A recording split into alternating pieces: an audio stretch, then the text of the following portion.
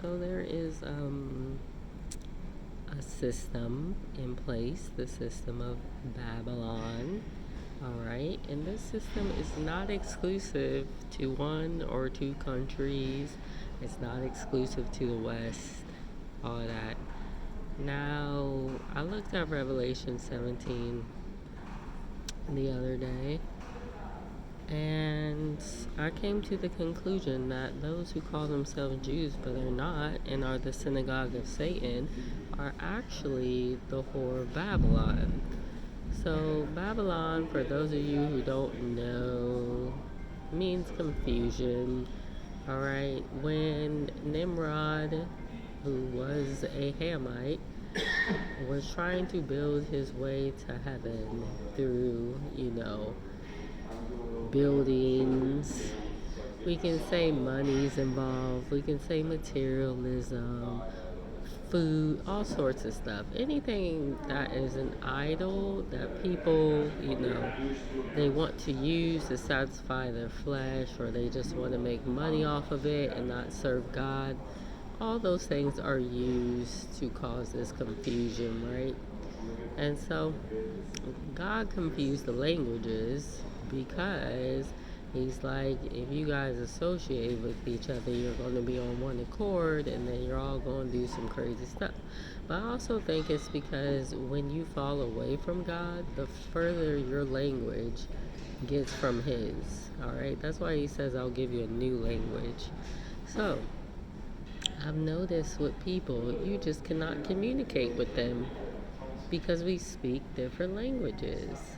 Some people are speaking the language of money. I noticed that at work a couple weeks ago. I was like, oh my God, this is why we're not relating. This is why we're not getting along. Because the language I speak, my God is not money. My God is God. And so they can't understand me, and I barely can understand them. So this video, now I will say this. I believe that there's an awakening happening in general, but I also believe that the true descendants of Israel, there is an effort to try to keep them from waking up. There's an effort to deny the wrongdoing in which this nation has done toward them, and not only this nation, other nations as well. All right. There's an effort to try to silence and oppress. But what I want y'all to also understand, not all skin folk are kinfolk. So I was watching this video, and it was basically like, black people aren't taking it no more. And then some of the things that I agree with, like this cop stopped this young black man, and he's like, are you detaining me? And he said yes. So he was banking on this man being stupid, but he knew his rights. And so that's how a lot of people operate. They bank on you being stupid. They have no integrity, and they're manipulative. All right, building up their judgment, basically. And so he's like, what am I being detained for? And he kept trying to stop him. And he's like, well, I saw you flip your bag from one side to the next.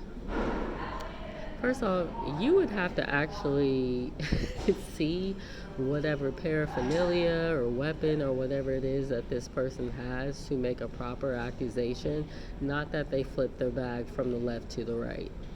So he questioned him on that. And then, long story short, what ended up happening was the cop let him go because you can't do that. So I agreed with that. But then there was a group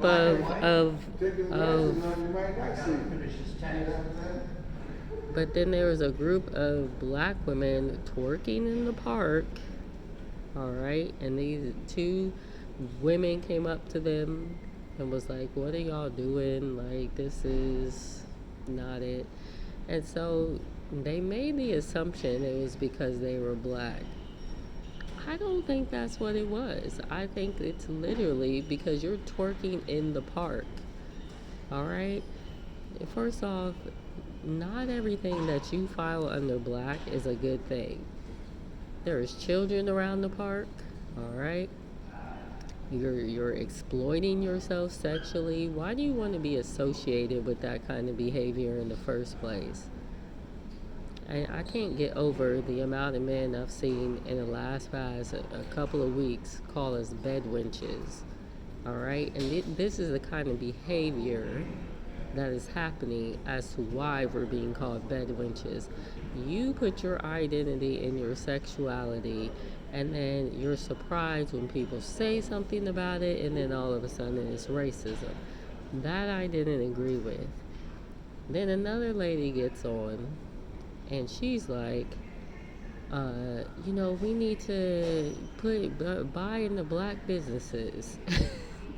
Now, I've gone down this line, and to me, is not really for me. For the simple fact is, number one, again, not all skin folk are kinfolk.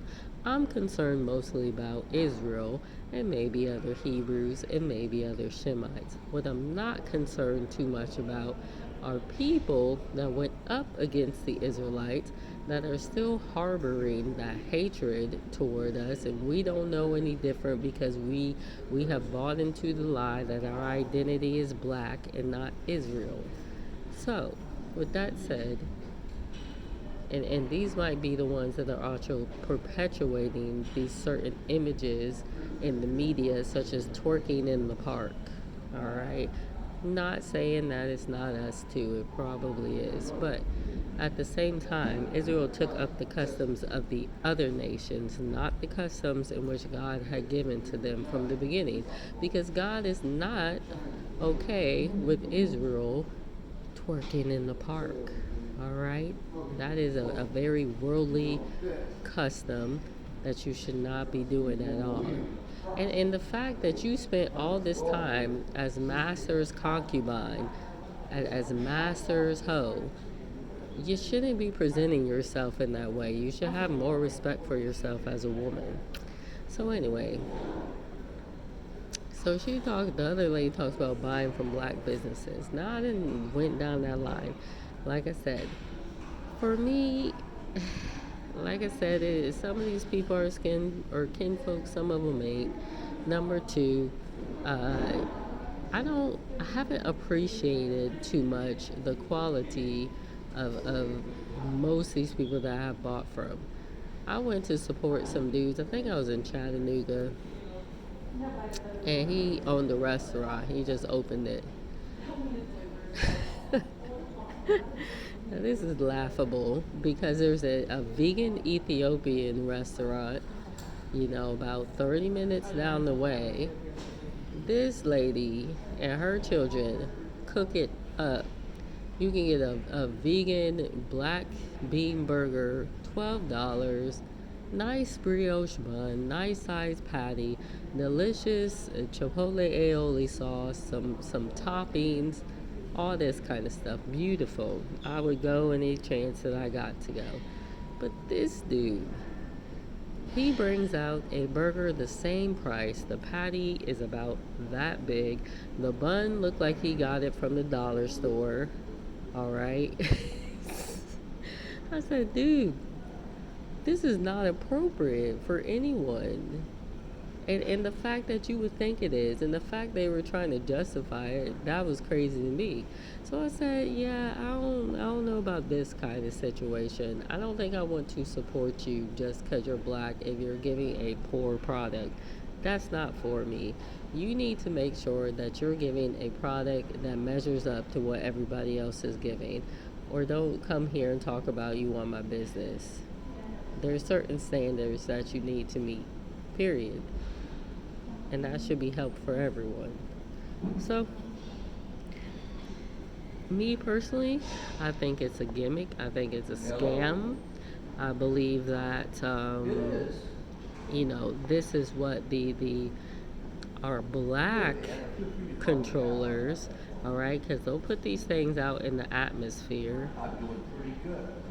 We need to put in the businesses, and it will excel, if we can get more money. No, it's not about getting more money. It's about you turning back to God.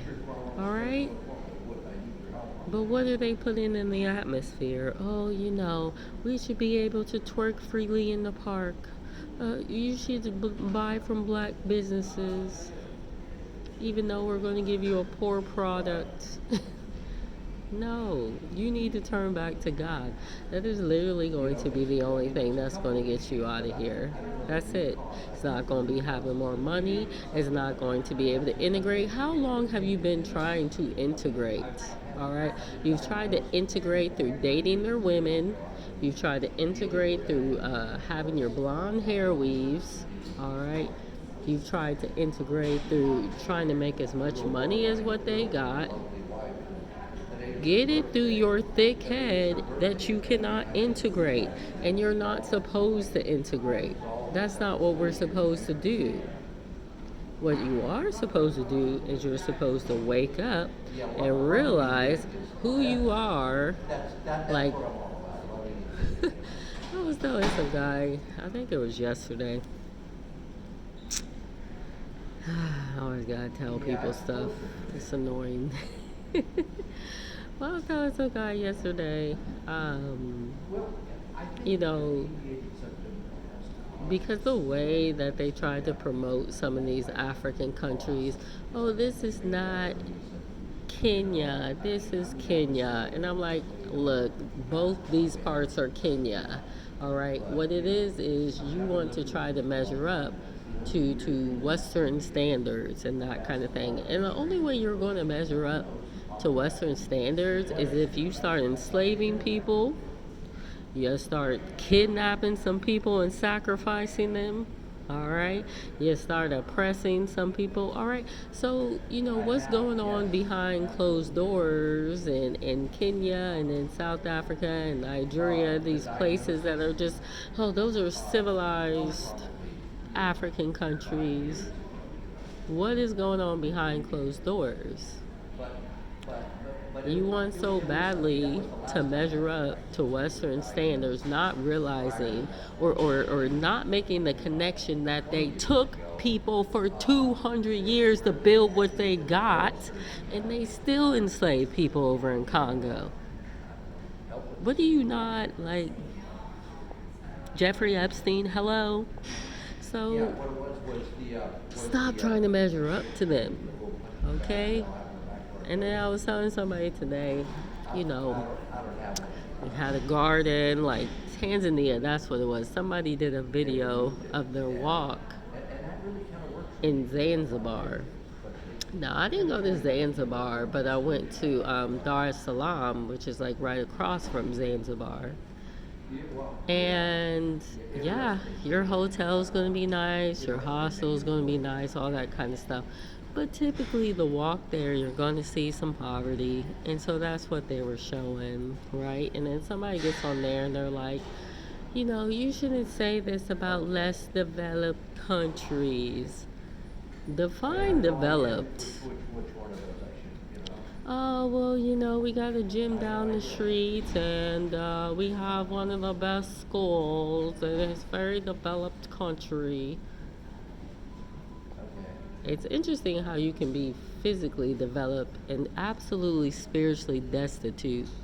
You have no development, all right, spiritually. And that's why they make up all this intellect stuff, because they're like, well, we can't actually reach God, so we're just going to make up our own version of intellect. So anyway, I said, man, think about how Tanzania was. First off, he called Zanzibar its own country. I think maybe it was. It's not anymore. But anyway, before they didn't have to scrounge for food. It was all there. They could build their own houses. There weren't like sanctions.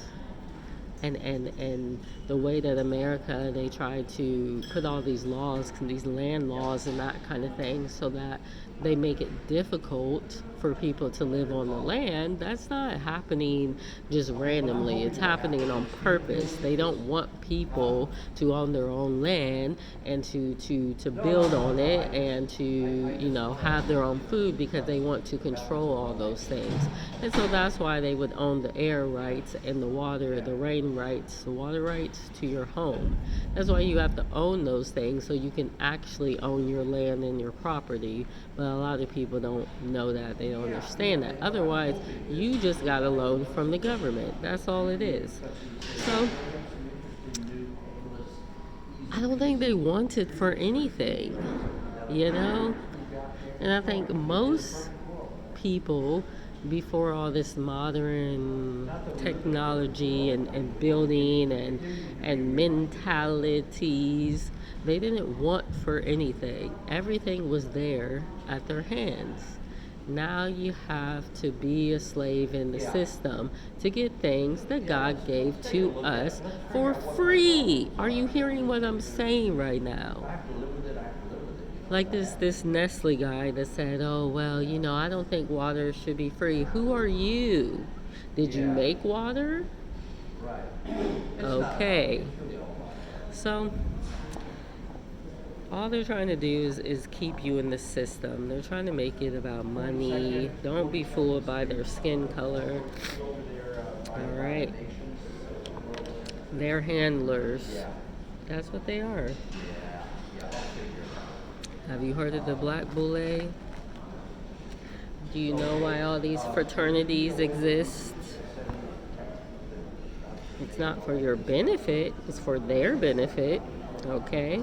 And for them to come and say, oh, look at all the great black people that did this, and Lord knows they sold their souls to the devil. So anyway, y'all be blessed.